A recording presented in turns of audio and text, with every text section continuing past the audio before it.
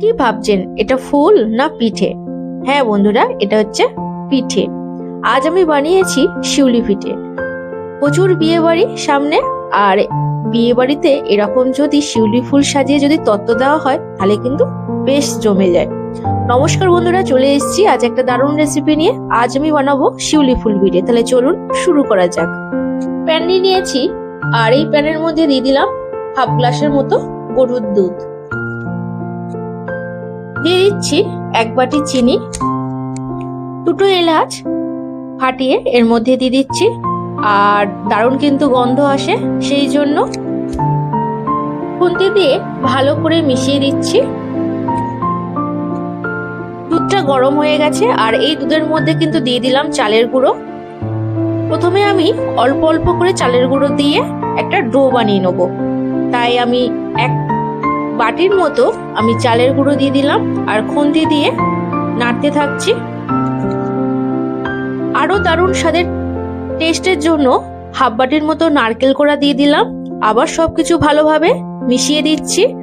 দেখুন চালের গুঁড়োটা কিন্তু একদম আলগা আলগা, এটা কিন্তু আরো টাইট করতে হবে, তার জন্য কিন্তু আরো চালের গুঁড়ো দিয়ে দিচ্ছি।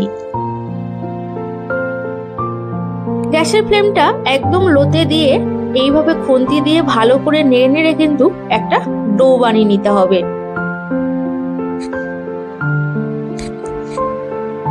এবার কিন্তু ডোটা একটু শক্ত হয়েছে, আর গ্যাসের ফ্লেমটা অফ করে দিলাম, আর এটাকে এবার নামিয়ে দেব। একটা থালার মধ্যে নামিয়ে দিচ্ছি।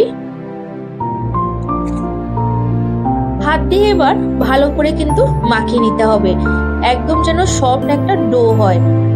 আর আমি কিন্তু এইভাবে হাত দিয়ে মাখিয়ে নিচ্ছি। এটা মাখানোর পর এরকম ভাবে আমি 2টো ভাগ করে নিচ্ছি। প্রথমে একটা ভাগকে এইভাবে হাত দিয়ে ভালো করে মাখিয়ে নিচ্ছি।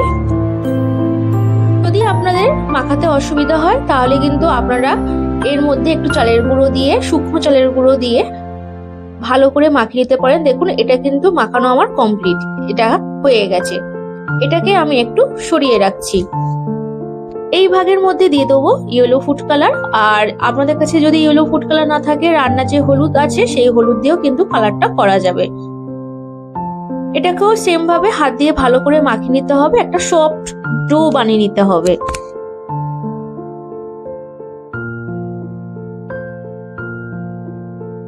এটা মাখানো হয়ে গেছে, আর এটাকে এবার আমি লম্বা করে এরকম ভাবে করে নিচ্ছি। শিউলি ফুলের যে বোটাটা হয়, যে ডাঁটিটা হয়, সেটাকে আমি বানাবো, সেই জন্য এইভাবে আমি লম্বা করে করে নিচ্ছি। এইভাবে লম্বা করে করে নেওয়ার পর একটা ছুরি দিয়ে মাঝখান দিয়ে আমি কেটে নেব।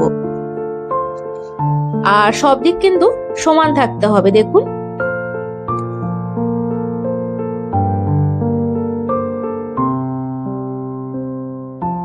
আর এইভাবে সমস্ত শিউলি ফুলের যে ডাঁটি হয় বা বোটা হয় সেগুলোকে আমি বানিয়ে নিচ্ছি।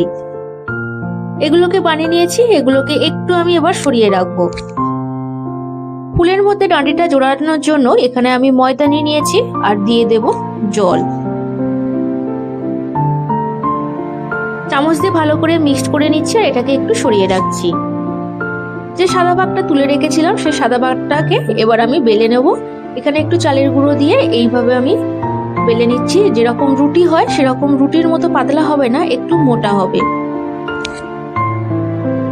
বাড়িতে এরকম মশলার কৌটোর ক্যাপ থাকে, সবার বাড়িতেই থাকে। আপনারা যে কোনো একটা ক্যাপ দিয়ে ছোট বড় যেরকম ফুল বড় করতে চান বা ছোট করতে চান সেই অনুপাতে এরকম ভাবে একটা গোল করে নেবেন। আর আমি এরকম ভাবে গোল করে নিচ্ছি। এরকম ভাবে গোল করে নিলে একটা মাপের হয়, সেটা কিন্তু দেখতেও সুন্দর লাগে আর খেতেও সুন্দর লাগে। তাই এইভাবে আমি সমস্ত গোল করে নেব। এইভাবে আমি সমস্ত গোল করে নিয়েছি, আর এগুলোকে এভাবে আমি তুলে নিচ্ছি। একটা গোলকে এরকম মাঝখানে রাখলাম। রাখার পর মটরের যে কয়েলের যে স্ট্যান্ড হয় না, সেই স্ট্যান্ড আমি ব্যবহার করছি। এটা কিন্তু আমার পরিষ্কার স্ট্যান্ড। এইভাবে আমি একটা ডিজাইন করে নিচ্ছি। আপনারা যদি মনে করেন, আপনারা যদি স্ট্যান্ড না থাকে, ছুরি দিয়েও কিন্তু একটা ডিজাইন করে নিতে পারেন। আর এরকম মর্টিনে যদি স্ট্যান্ড ব্যবহার করা হয় তো তাহলে খুব সুন্দর হয় আর তাড়াতাড়ি হয় আর দেখতেও কিন্তু খুব ভালো আসে। আর এইভাবে একটু দুমড়ে নিলে একটা কিন্তু দারুণ একটা ডিজাইন আসে। দেখুন শিউলি ফুল যেরকম দেখতে হয় ডিজাইন হয় ঠিক সেইভাবে করে নিয়েছি। আর এগুলোকে ফেলে দিচ্ছি, এগুলোকে আর লাগবে না আমার। যে হলুদ অংশটা আমি কালার দিয়ে করে রেখেছি সেটাকে এবার আমি বোটা হিসেবে ব্যবহার করব। দেখুন এইভাবে কিন্তু একটু চাপ দিলে এটা মোটা হয়ে যাবে, এটাকে এবার উল্টে দিতে হবে। এই দেখুন, আর এই অংশটাকে এরকম একটা কাঠি দিয়ে কিন্তু এইভাবে কিন্তু আপনারা গোল করে নিতে পারেন। যেরকম শিউলি ফুলের বোটার দিকে মানে ডাটির দিকে যেরকম ফাঁকা হয় ঠিক সেরকম। আর একে জোড়ানোর জন্য যে ময়দাটাকে আমি মাখিয়ে রেখেছিলাম সেটা কিন্তু এবার মাখানোর কাজে ব্যবহার করব। এই দেখুন একদম শিউলি ফুল লাগছে দেখতে, কত সুন্দর লাগছে দেখুন তো, দারুণ কিন্তু দেখতে লাগছে। এখন একটু জুড়তে অসুবিধা হবে, যখন আমি এই পিঠেটাকে ভাপাবো তখন কিন্তু একদম জুড়ে যাবে। আর পাতাগুলোকে একটু আমি দুমড়ে দুমড়ে দিচ্ছি। একটা শিউলি ফুল পুরো আমার রেডি, একটা প্লেটে এরকম ভাবে নামিয়ে দিলাম। দেখুন কত সুন্দর লাগছে দেখতে। আর এইভাবে কিন্তু আমি সবকটা শিউলি ফুলকে বানিয়ে নেব।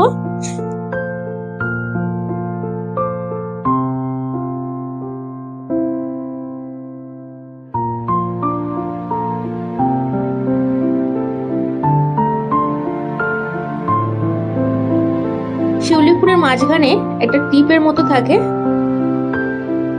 সেটাকে দিয়ে দেব। প্রথমটাকেও দিয়ে দিচ্ছি। এইভাবে আমি সবকটা শিউলি ফুল বানিয়ে নিচ্ছি। সবকটা শিউলি ফুল বানিয়ে নিয়েছি, দেখুন কতটা সুন্দর লাগছে দেখতে।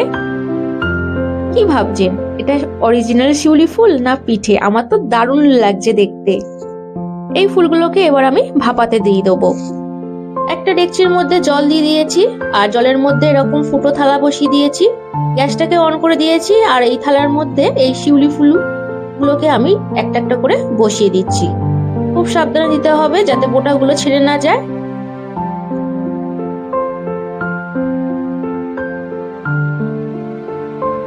এইভাবে আমি সমস্ত শিউলি ফুলগুলোকে বসিয়ে দিলাম আর এবারে একটা ঢাকনা দিয়ে আমি 10 মিনিটের মতো ভাপাতে দিয়ে দেবো।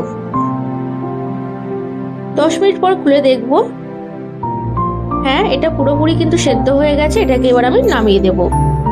একটা প্লেটের মধ্যে এইভাবে একটা একটা করে তুলে নিচ্ছি। আর দেখুন কত সুন্দর দেখতে লাগছে। আর যে ডাঁটাগুলো সেগুলো কিন্তু একটুকু খুলে যায়নি, একদম জুড়ে গেছে।